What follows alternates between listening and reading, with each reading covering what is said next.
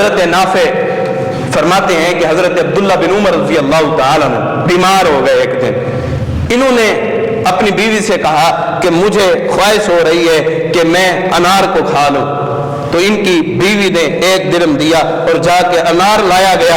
انار گھر پہ آیا, دروازے پہ ایک عورت نے دستک دی, مجھے کھانے کے لیے کوئی چیز دی جائے. حضرت عبداللہ بن عمر رضی اللہ تعالیٰ عنہ بستر پر بیمار ہے, فرمایا کہ جو انار میرے لیے اس گھر میں آیا ہے وہی انار اس عورت کو دے دیا جائے.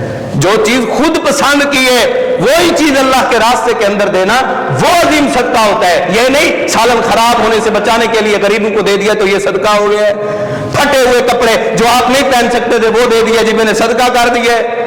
جو کوٹ اور جو جرسیاں آپ نہیں پہنتے تھی جی میرے بچوں سے چھوٹے ہو گئے چلو ان کو دے دیں, یہ صدقہ ہو گیا ہے.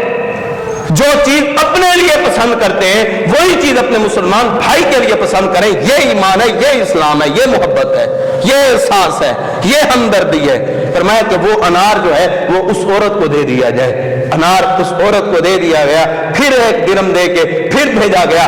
پھر وہ جب انار گھر کے اندر آیا تو پھر وہی عورت دروازے پہ دستک دی اور حضرت عبداللہ بن عمر رضی اللہ تعالیٰ نے فرمایا یہ انار بھی اس عورت کو دے دیجیے.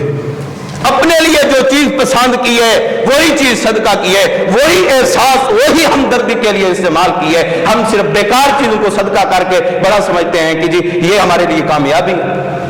کسی یتیم کو جس کے آپ کو پتہ نہیں اس کے کپڑے اچھے نہیں ہیں, سردیوں کے اندر چھوٹے چھوٹے بچے کس طرح رات کو یہ مزدوریاں کر رہے ہوتے ہیں, آپ کو کوئی پتہ نہیں ہے. ان کی جرسیاں دیکھیں, ان کے کپڑے دیکھیں, اگر آپ کو چلتے ہوئے کوئی فکر نہیں ہوتی سمجھیں ضمیر مردہ ہو چکے ہیں, ضمیر مردہ ہو چکے ہیں. اپنے لیے اچھے کپڑے ہیں, یتیموں اور غریبوں کے لیے پوچھنے کے لیے کوئی نہیں ہے.